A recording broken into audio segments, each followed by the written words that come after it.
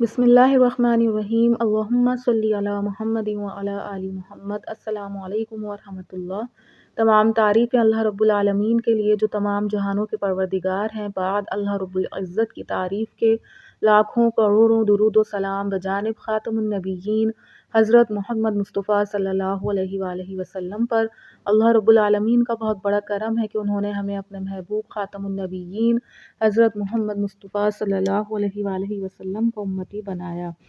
کتاب فضائل درود شریف میں علامہ سخاوی رحم اللہ ابو بکر بن محمد سے نقل کرتے ہیں کہ میں حضرت ابو بکر بن مجاہد رحم اللہ کے پاس تھا کہ اتنے میں شیخ المشائخ حضرت شبلی رحم اللہ آئے۔ ان کو دیکھ کر ابو بکر بن مجاہد رحم اللہ کھڑے ہو گئے، ان سے معانقہ کیا، ان کی پیشانی کو بوسہ دیا۔ میں نے ان سے عرض کیا کہ میرے سردار، آپ شبلی کے ساتھ یہ معاملہ کرتے ہیں، حالانکہ آپ اور سارے علماء بغداد یہ خیال کرتے ہیں کہ یہ پاگل ہیں۔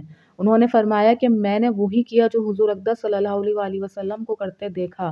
پھر انہوں نے اپنا خواب بتایا کہ مجھے حضور اقدس صلی اللہ علیہ وآلہ وسلم کی خواب میں زیارت ہوئی کہ حضور صلی اللہ علیہ وآلہ وسلم کی خدمت میں شبلی حاضر ہوئے۔ حضور اقدس صلی اللہ علیہ وآلہ وسلم کھڑے ہو گئے اور ان کی پیشانی کو بوسہ دیا، اور میرے استفسار پر حضور اقدس صلی اللہ علیہ وآلہ وسلم نے ارشاد فرمایا کہ یہ ہر نماز کے بعد لَقَدْ جَاءَكُمْ رَسُولٌ مِّنْ أَنفُسِكُمْ آخر سورت تک پڑھتا ہے، اور اس کے بعد مجھ پر درود پڑھتا ہے۔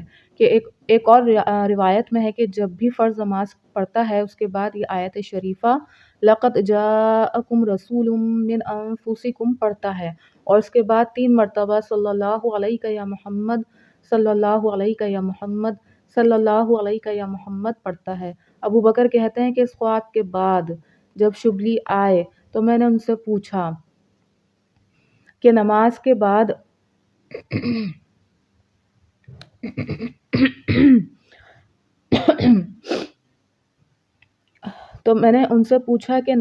بعد کیا درود پڑھتے ہو، تو انہوں نے یہی بتایا۔ ایک اور صاحب سے اسی نوع کا ایک قصہ نقل کیا گیا ہے۔ ابو القاسم خفاف رحم اللہ کہتے ہیں کہ ایک مرتبہ حضرت شبلی رحم اللہ ابو بکر بن مجاہد رحم اللہ کی مسجد میں گئے۔ ابو بکر رحم اللہ ان کو دیکھ کر کھڑے ہو گئے۔ ابو بکر رحم اللہ کے شاگردوں میں سے اس کا چرچا ہوا۔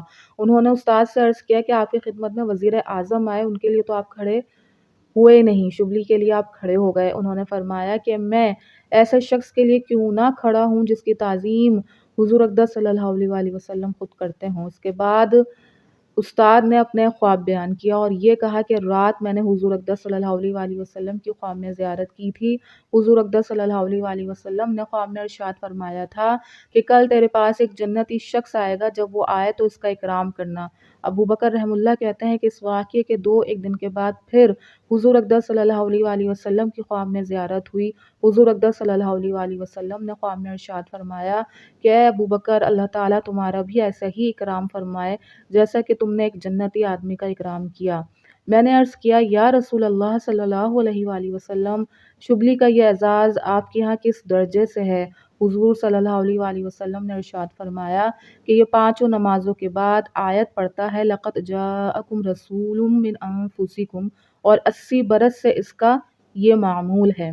اللہ پاک بات کو سمجھنے کی، اس پر عمل کرنے کی توفیق عطا فرمائے۔ اپنے نبی خاتم النبیین حضرت محمد مصطفیٰ صلی اللہ علیہ وآلہ وسلم کو پہچانیے، ان سے محبت کیجیے، ان سے اپنا رشتہ مضبوط کیجیے، اور خوب درود و سلام کا تحفہ بجانب خاتم النبیین حضرت محمد مصطفیٰ صلی اللہ علیہ وآلہ وسلم کی خدمت اطہر میں دل و جان سے پیش کیجیے۔ تمام امت محمدیہ صلی اللہ علیہ وآلہ وسلم کو اپنی قیمتی دعاؤں میں ضرور یاد رکھیے۔ السلام علیکم ورحمۃ اللہ۔